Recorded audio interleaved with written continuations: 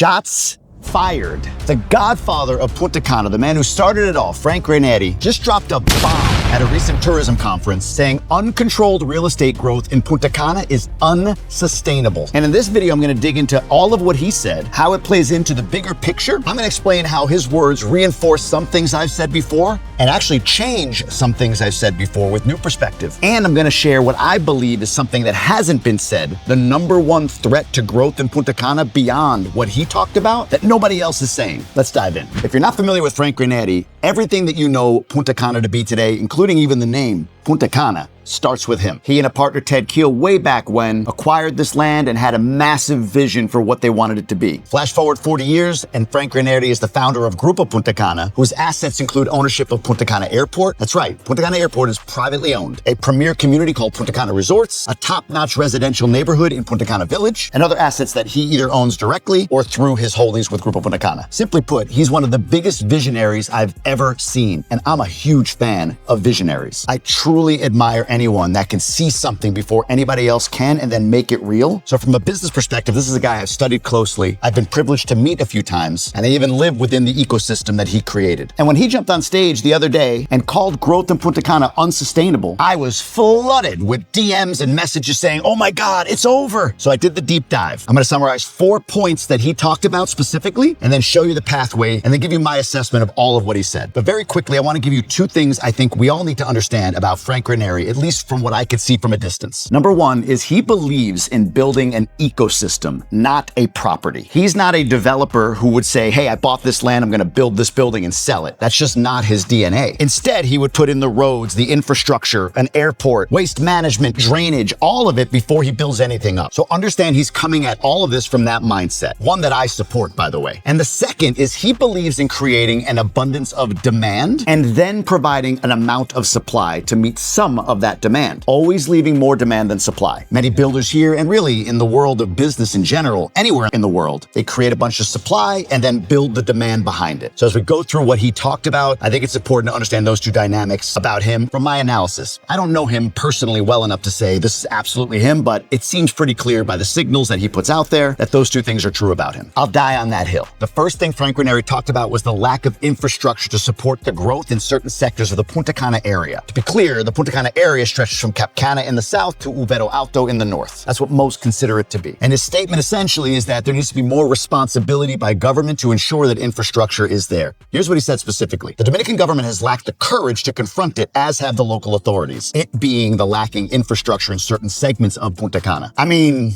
not much interpretation needed. This is an established businessman who I believe is 80 years old at this point. He's going to say what he's going to say. As a guy who's half his age and is already getting to a point in my life where I'm kind of like offended by people that are offended, I could appreciate that somebody double my age nearly is like, F it, I'm going to say what I'm going to say. But he took it a step further, pretty much saying that Punta Cana residents are the ones who will suffer from the consequences of what he calls disorderly growth. At least that's translated to English. Here's a direct quote from him, actually. Why are there traffic jams? Because we have narrow streets where monstrosities are being built, and then they sell and leave. Now, 2 things to interpret in there. When he talks about monstrosities, traffic jams, everything else, for me, I'm looking at downtown through Corrales and Cortecito, an area sort of to the north of where Punta Cana Airport, Punta Cana Resort, Cap Cana all sit. The second thing is, notice how he says they sell and leave. I mentioned earlier that he believes in building demand and then supplying some of the supply or providing some of the supply. And uniquely, he has built this entire ecosystem, and not only has he not left, but his children now run the entirety of Grupo Punta Cana. His son's the CEO, his daughters are CFO, CMO. It's a legacy business that he's stayed in. So imagine a big building being built and the guy who built it stays in the building. That's essentially what he did. So you can see what he values when it comes to building these sustainable communities versus just popping something up and selling it. I think it's just important to understand where he's coming from so we can assess the validity of it, how right, wrong we all feel he might be, and so on. The third thing he talked about was each area of the country that's developing something, not copying Punta Cana. It's not that he doesn't believe that other areas can't be developed in a way that Punta Cana is, meaning a destination with amenities and a community, but he's more specifically saying, hey, look, you can't just say Punta Cana did this, do that. You got to look at where you are and leverage the uniqueness of that specific area.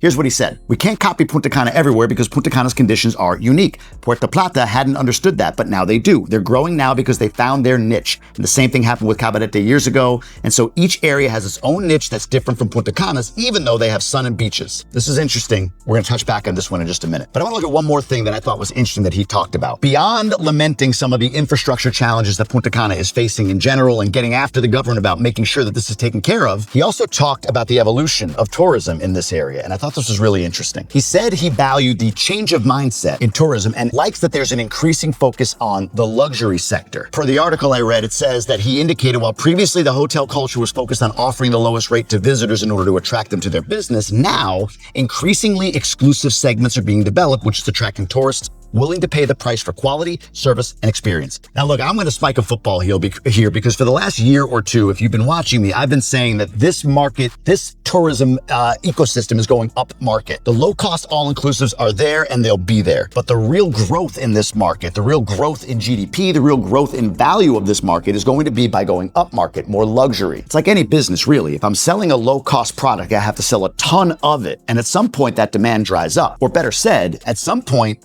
economic factors disproportionately impact the people that can only afford the budget stuff. They stop traveling. They stop spending on certain things the moment there's any kind of financial crunch. On the flip side, the luxury segment, those that have the kind of means to go travel in a luxury manner, that demand has less volatility, typically. So while many have read this article as some sort of prediction of a coming crash in the Punta Cana real estate market, that's not what he said. And again, I'm going to get into my take when I talk about real estate in this market, what he cemented for me and what he changed for me. But what he did warn of was if the government does not intervene with infrastructure in certain segments of the Punta Cana area, yeah, that's going to be a problem. I think all of us know that. But hell, when Frank Rainieri says it, it's much different than some gringo spouting off on YouTube with his thoughts about living here for a few years. This is an institution saying the words to the institution. If anyone's going to make a change, it's going to be him. All right, let's take a moment now and zoom out on that last piece, this upmarket tourism move that Frank Rainieri is talking about. The Minister of Tourism for the Dominican Republic, his name is David Collado. This is him right here. You'll see him on screen. He was recently interviewed by Travel Pulse magazine. He talked about the evolution of tourism from a volume-driven to a value-driven market. More specifically, he said this: demand remains strong across our core markets, but more importantly, traveler behavior is evolving in our favor. Visitors are staying longer, spending more, and increasingly seeking experiences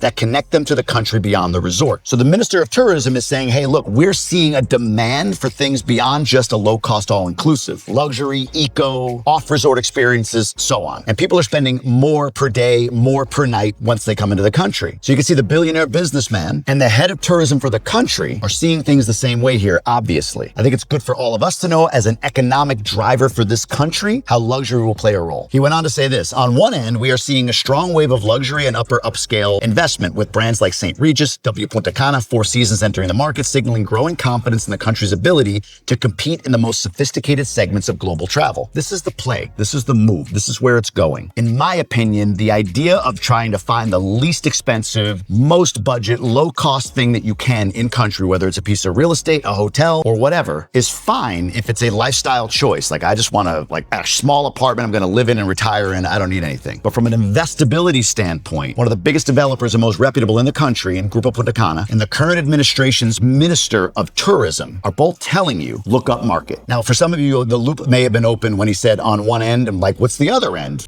Budget tourism? No. On the other end, he talked in this article about sports tourism and having a strong sports infrastructure in country for people coming to visit, along with cultural exhibits and cultural connections for people traveling to the country. Cacao workshops, which are fun to go to. Casabe making, art, music, all of that. In fact, the last line of this segment says that shift from showcasing to integrating culture is where the future lies. Now, let me bring you back a second to Frank Rainieri. Grupo Punta Cana attended Fitur 2026 in Madrid, Spain this past winter. And when they came out of Fitur 2026 in Madrid, they had two focus areas. The first one, sports tourism. In fact, you can see here, sports tourism in particular will be a focal point with the company seeking to tap into this lucrative sector by showcasing major international sporting events and luxury travel experiences that complement Punta Cana's sun-soaked reputation. In fact, Grupo Punta Cana announced a strategic alliance to bring soccer here into Punta Cana at a much higher level. In fact, they announced a strategic alliance with CONCACAF for the development and promotion of tourism. What they're going to do is build a mini stadium and training facilities for soccer in the Punta Cana Village, Punta Cana Resort general area. In addition, the Frank Rainieri Rainieri Cultural Center recently was inaugurated, and I hate that I missed it. I was invited to the inauguration. I was honored and humbled to be, but I was in Monte Cristi, so I couldn't make that event. But if you look at the alignment, Grupo Punta Cana wants to go upmarket with luxury, culture, and sports tourism. And what is the government talking about? Luxury, sports, culture. One's following the other, and I believe the driver is Grupo Punta Cana, and the government is tracking with them. So for me, Frank Rainieri speaking up and saying something about being fed up with the lack of infrastructure and saying the government doesn't have enough courage, to me, that could be a major signal for the government to really jump in and take care of all of the issues that we're seeing with infrastructure. By the way, government, he said it. Don't be deporting no gringo. I didn't say anything. I'm just telling what he said. Okay? Some minister's writing up the deportation order right now. This close to legal residency.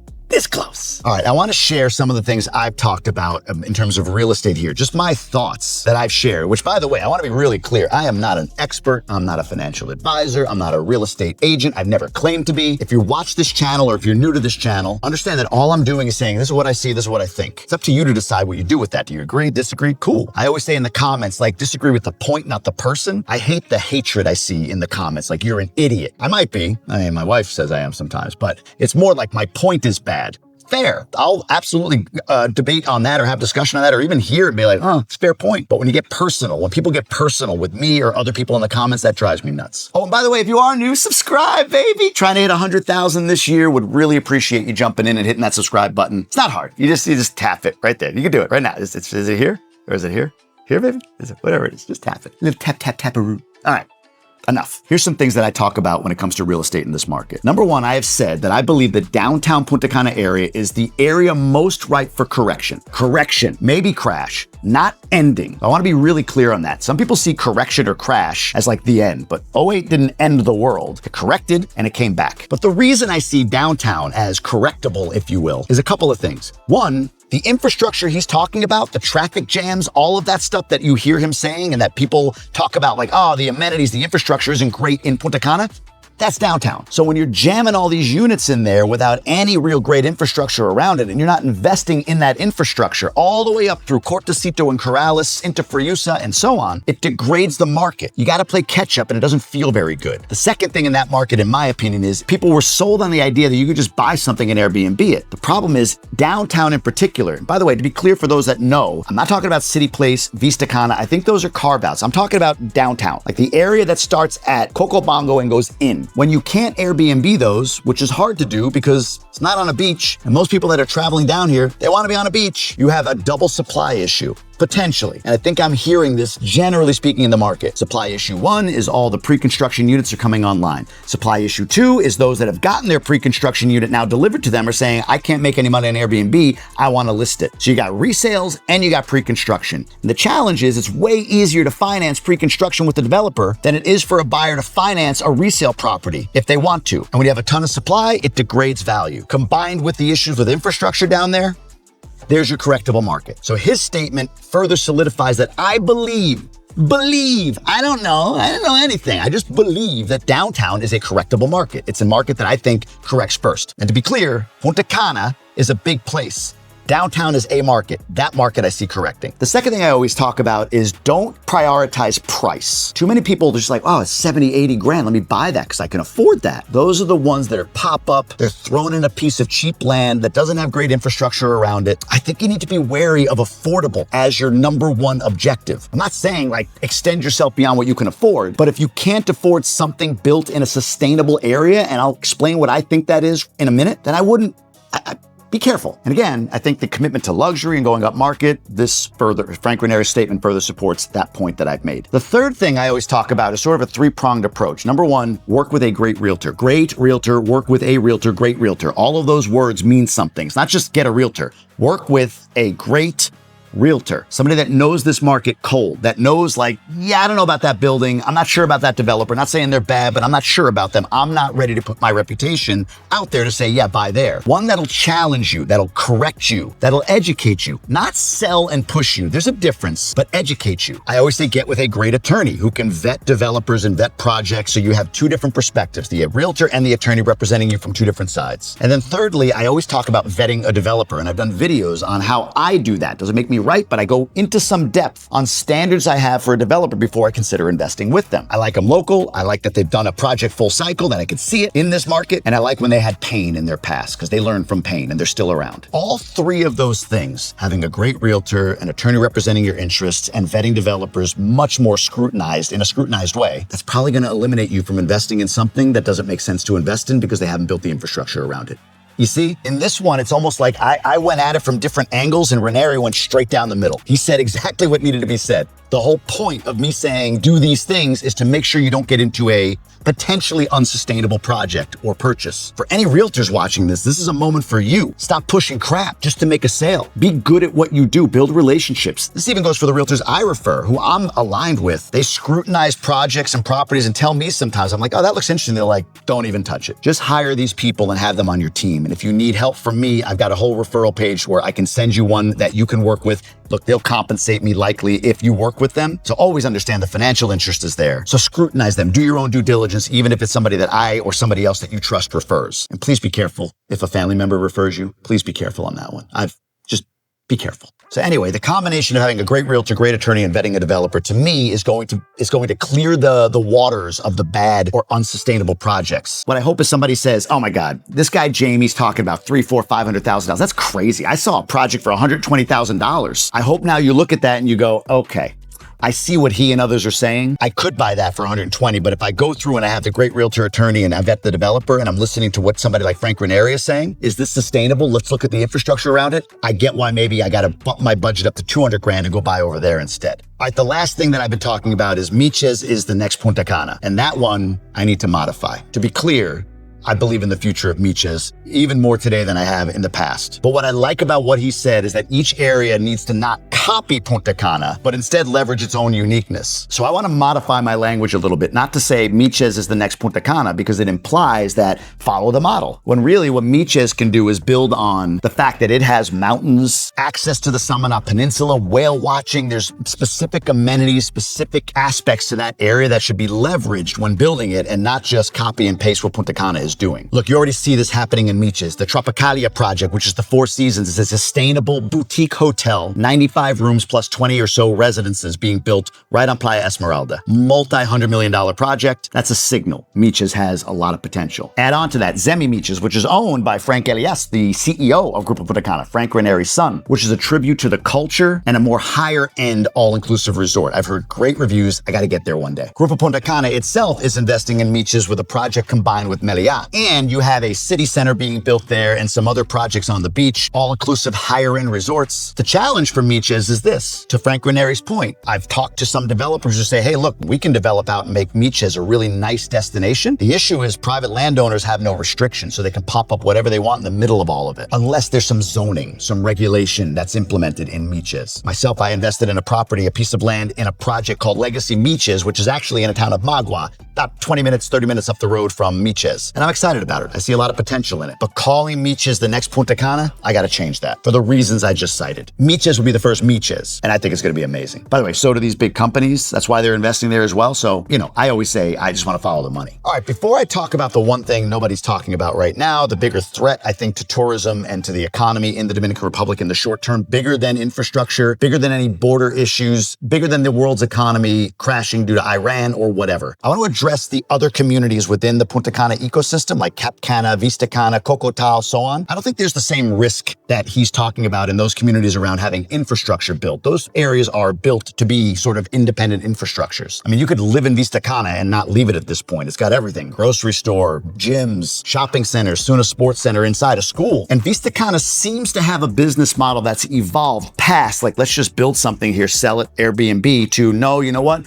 We're going to build a community. And even further recently to say, hey, look, we're hearing about some construction quality issues, some delays. Let's rein in the development for a second and be more selective with the developers. I can appreciate that. I think Vista Cana, my thinking, is doing it right. I really do. Cocotal is Cocotal. It's there, it's a legacy. The houses have a lot of charm and character, not going anywhere. And it's got golf, which people like, whatever. I just went and visited White Sands, and I think White Sands has a lot of potential, especially on a more budget level, and some of the improvements that they're making to that community are great. And City Place I see having a lot of potential. Its constraint may be the fact that downtown is adjacent to it, and if there's not careful, they could get trapped in a traffic nightmare downtown if the government doesn't catch up. That said, I like City Place. I think it's got a lot of potential, and they're building out something that's more of a community as well. Following Frank Rainieri's model, to be honest with you. Cap Cana is interesting to me. Just went there last night for a date night with my wife. They have some great restaurants, the fishing lodge is beautiful, and they have a top-notch marina. The top-notch marina in the area, to be honest with you. I don't think Cap Cana has any issue from not having the right infrastructure or anything like that. I mean, I'm not in the know, but